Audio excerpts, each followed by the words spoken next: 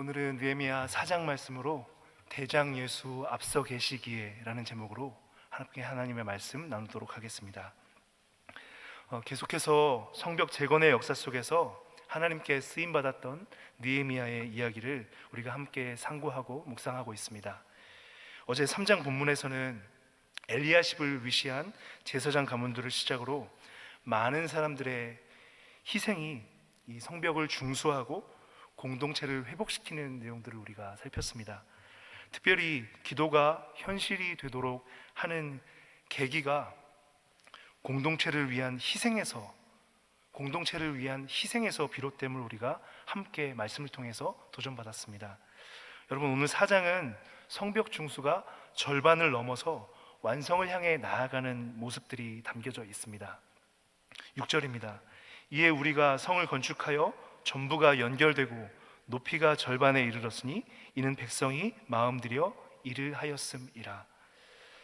여러분, 그런데 이렇게 일이 되어질 때 하나님의 역사가 그 모습을 드러내기 시작할 때 우리가 꼭 마주치게 되는 일들이 있습니다. 대적들의 회방입니다. 이 느헤미야 때에도 어김없이 대적의 활동은 끊이지 않고 있었습니다. 여러분, 우리가 하루 한 장씩 지금 느헤미야를 읽어가고 있는데요, 느헤미야가 처음 하나님 앞에 뜻을 정하여 기도를 하는 1장을 시작으로 그 다음 2장부터 3장, 오늘 4장에 이르기까지 계속해서 반복해서 등장하는 이름들이 있습니다. 이 호론 사람 산발랏과 그의 종 도비야입니다. 여러분, 호론은 사마리아의 한 지역을 뜻하는데요, 이 산발랏은 예루살렘 근방에 있는 이 바사 제국이 통치하는 그 바사 제국 영중에 한 곳을 다스리고 있는 총독 중에 한 사람이었습니다. 그는 처음 성벽 재건을 위해서 느헤미야가 예루살렘으로 향할 때부터 비난하고 조롱하기 시작했습니다. 처음 2장 10절을 보면요, 그는 이스라엘을 흉왕케 하는 자가 온다 하면서 심히 근심합니다.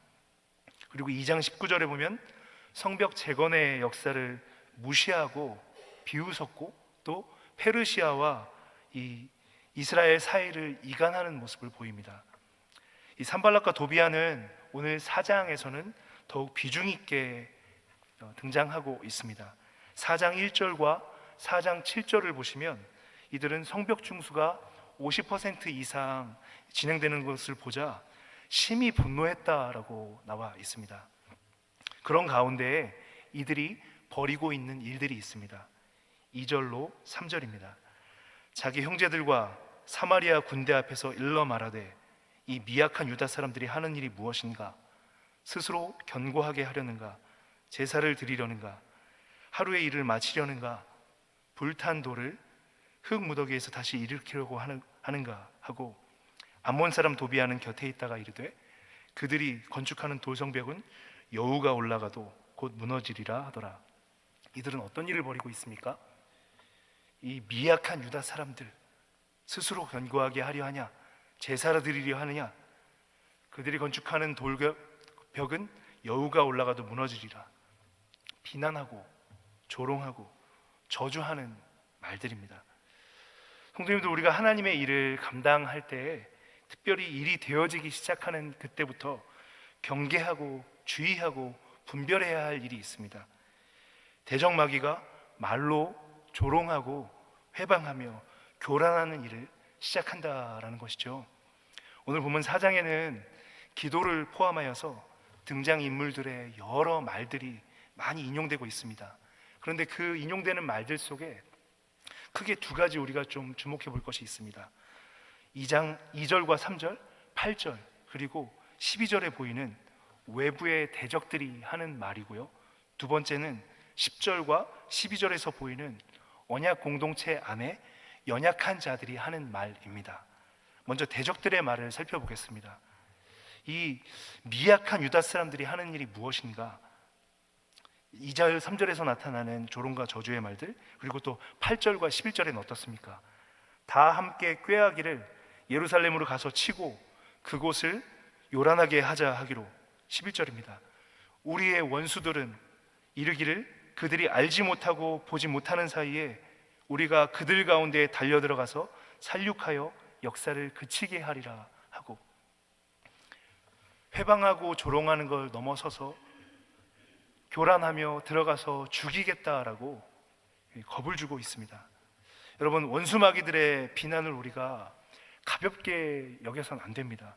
왜냐하면 원수마귀들이 하는 말들 하나하나는 그냥 허무맹랑한 말이 아니기 때문입니다.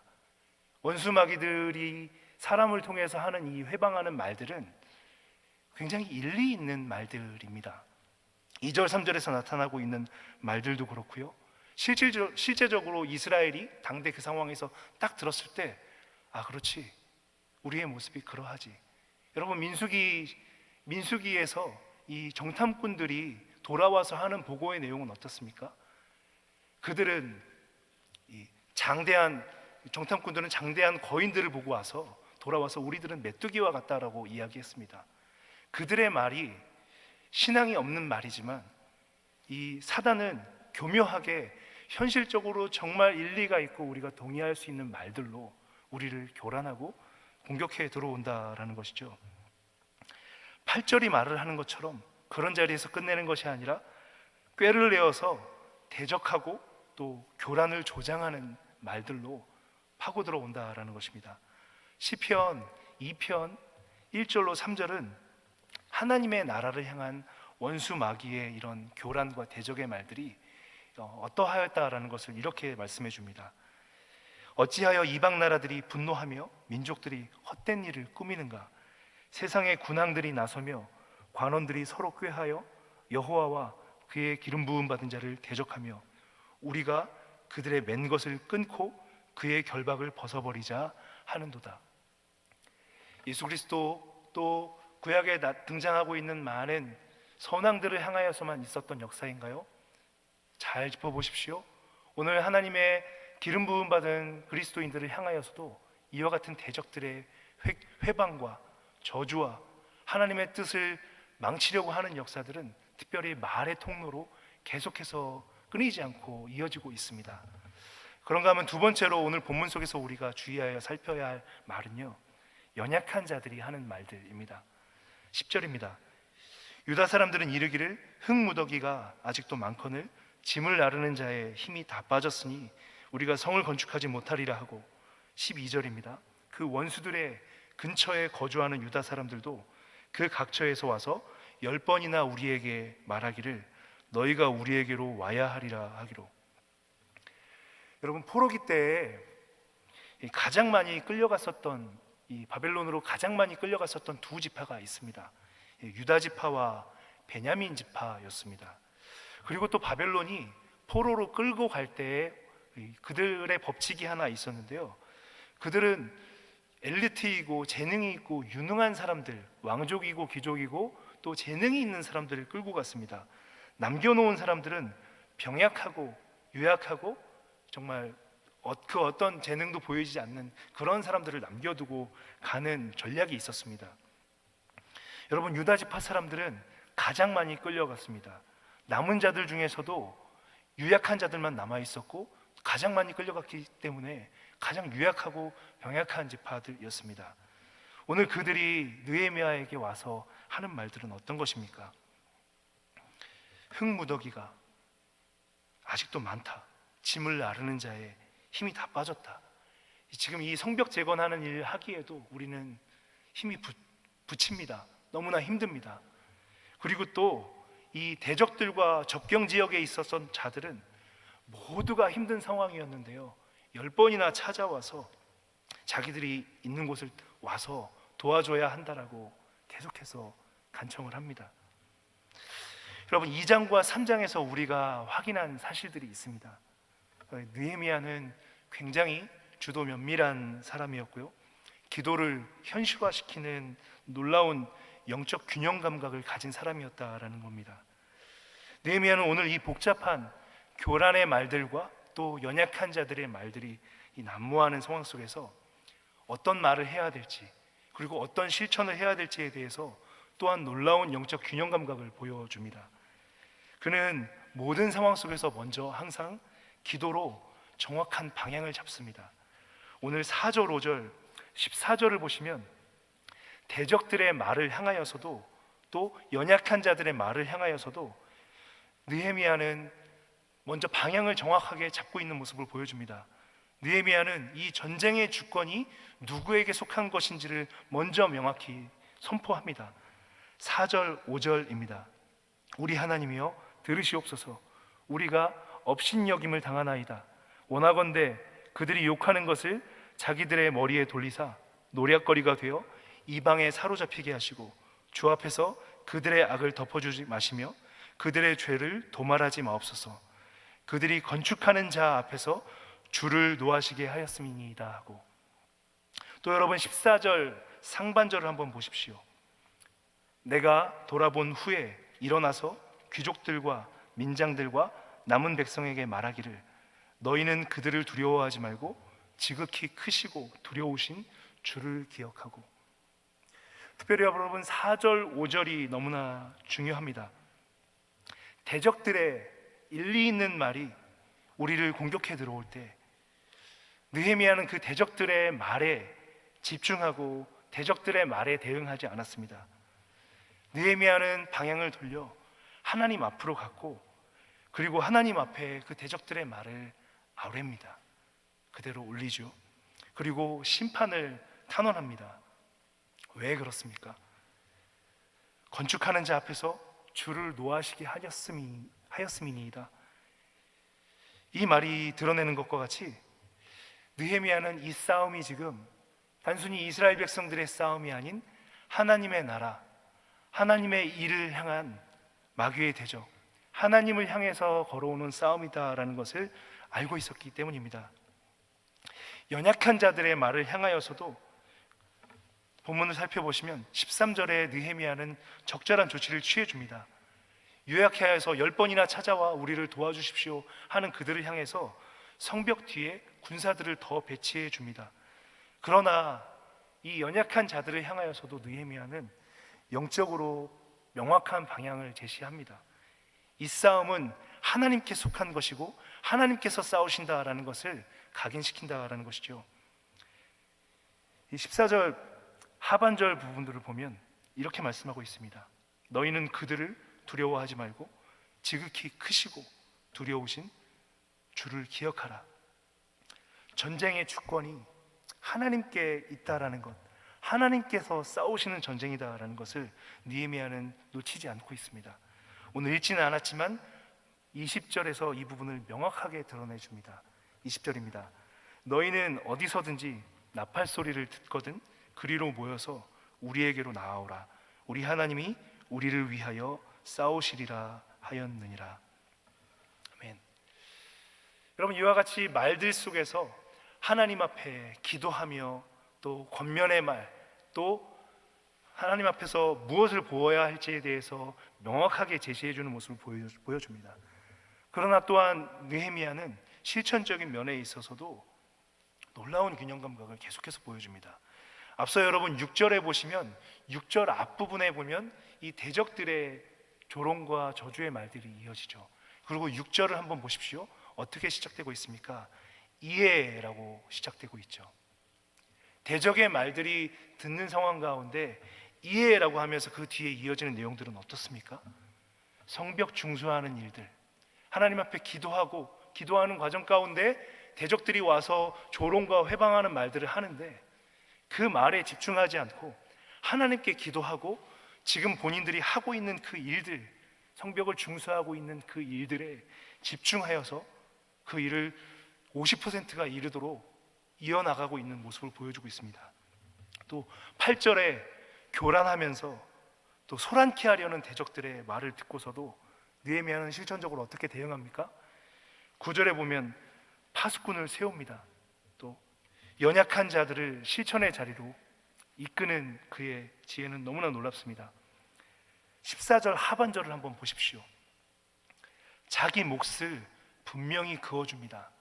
연약한 자들을 향하여서 그들이 어떻게 실천해야 할지에 대해서 명확하게 선을 그어줍니다.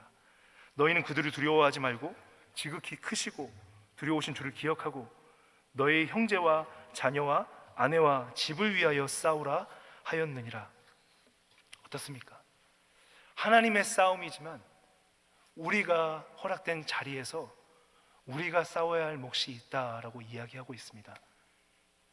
성벽을 짓는 것만으로도 힘들어하는 그들에게 사람을 붙여주기도 하지만 그러함에도 여전히 싸워야 할 것이 있다라는 것을 어떻게 지금 권면하고 있습니까? 너희 가족과 너의 처와 자식들을 위하여서 싸우라. 실천적으로 이와 같이 도전하고 있는 것이죠. 15절로 23절에 보면 경비태세를 세우면서 전쟁도 대비하고 건축도 이어가는 모습들이 계속해서 그려지고 있습니다. 19절로 20절에 보시면 전쟁 상황에서 그는 실천적으로 너무나 영적이고 너무나 현실적인 모습을 보여줍니다. 특별히 그 성벽 재건의 역사가 너무 거대한 일이고 모든 지파들이 다 뿔뿔이 나눠져서 각자의 일들을 감당하고 있기 때문에 어느 곳에서 싸움이 일어날지 모르는 상황이죠. 그와 같은 상황 속에서 느헤미야가 보이고 있는 실천적 대응 어떻습니까? 나팔 소리가 들리면 그곳으로 모여서 싸우라. 나팔 소리가 들리면 모여서 싸우라. 아마 이런 생각들이 들었을 것입니다. 지금 내가 감당하고 있는, 내가 맡은 지역 이곳에서 내 가족들을 위해서 나는 지금 벽을 쌓고 있습니다. 그런 상황인데 나팔 소리가 들려오는 겁니다. 여러분 한번 상상해 보십시오. 어떤 생각이 들었을까요? 지금 이곳도 지켜야 하는데, 이곳을 지키지 못하면 이곳도 언제 무너질지 모르는 건데, 인간적으로 이와 같은 두려운 마음들, 자기 몫의 싸움들만 하려고 하는 이런 마음들이 일어날 수 있었을 것입니다. 느헤미야는 그곳에서 나팔 소리가 들리면 그곳으로 싸워라. 이유는 왜요? 하나님이 싸우시니, 하나님이 싸우시기 때문에 나팔 소리가 듣고 나팔 소리가 울릴 때 너의 생각과 너의 그 모든 두려움들을 내려놓고 하나님께서 싸우신다라는 걸 기억하며 순종하고 그곳으로 가서 싸우라라고 말씀하고 있습니다. 이후에 예루살렘을 지키고 또 파수꾼을 세우고 보호하는 모습들은 어떻습니까? 별을 보고 별 보고 출근했다가 별 보고 퇴근하는 것과 같이 파수꾼을 세우고 보호하는 모습을 보이고 있고요. 옷을 벗지 않고 성벽 일을 하고 또 칼을 차고 그 무거운 경비태세들을 놓치지 않고 계속해서 싸우고 있는 모습들을 보여주고 있습니다. 사랑하는 성도 여러분, 저는 오늘 이 4장 말씀을 보면서 조금 상상력을 더해보자면 우리가 현실에서 살아가는 삶의 모습 또한 이 예루살렘 성벽이 재건되어가는 이 현장과 참 닮아있다라는 생각을 해보았습니다. 왜 그런가요? 오늘 우리에게도 우리 삶의 자리에서 우리에게 맡겨주신, 하나님께서 줄로 재어주신 삶의 씨름의 목들이 있습니다. 그러나 우리는 또한 하나님의 나라, 이 땅 가운데 하나님의 나라가 이루어지기 위하여서 우리가 또 싸워야 할 영적 전쟁의 몫이 있습니다. 이 두 가지 사명들을 우리가 다 붙잡고 가야 한다라는 것이죠. 이 두 가지 사명을 감당해 나가는 우리 삶의 현장들 속에서 우리 마음을 위축되게 하고 힘들게 하고 사명을 바라보지 못하게 하는 것들 어떤 것이 있습니까? 이 세상에서의 삶의 우리 목들에만 우리가 집중하여서 우리 마음이 둔하여지면 우리는 때때로 이 하나님의 앞에서 우리가 감당해야 할 영적 전쟁의 일들을 감당하지 못하게 될 것입니다. 내가 이 일을 감당하지 않는다면, 내가 지금 우리 가족을 위해서 이 일을 하지 않는다면 우리 가족이, 우리가 하고 있는 이 사업이, 일이 어려워질 텐데, 지혜롭게 하나님 앞에 잘 분별해야 할 부분이지만 그 일 또한 감당해야 하고 하나님의 나라를 위해서 우리가 영적 전쟁의 현장 가운데에도 싸워야 합니다. 이를 위해서 우리가 깨어 분별하면서 하나님의 말씀을 붙잡고 오늘도 이 영적 전쟁의 현장 가운데 믿음으로 서야 할 줄로 믿습니다. 우리 안에 일어나고 있는 그 어떤 두려움들, 베드로전서 5장 7절 8절이 말씀하는 것과 같이 대적마귀가 우는 사자와 같이 삼킬 자들을 찾기 위하여서 오늘도 우리 심령을 위축되게 하고 미혹되게 하고 또 우리를 무너뜨리는 이 대적마귀의 악한 말과 악한 생각과 또 이와 같은 괴계의 공격들 아니겠습니까? 이와 같은 때에 깨어서 하나님 앞에 우리가 싸워야 할 이 두 가지 싸움, 삶의 자리에서 싸움을 감당하고 또 영적 전쟁 가운데 우리가 감당해야 할 몫까지도 능히 잘 감당하는 모든 성도님들 되시기를, 그리하여 오늘 이 한날도 하나님의 나라가 우리 삶의 현장 가운데 이루어지고 또 특별히 하나님의 때에 지금 부름받아 레바논 땅에서 하나님의 일을 감당하며 또 나팔 소리가 들려지는 그곳에서 하나님의 일을 감당하고 있는 선교팀에게도 하나님의 나라가 힘있게 확장되는 것을 경험하는 이 한날 되기를 예수님의 이름으로 축복합니다. 기도하겠습니다.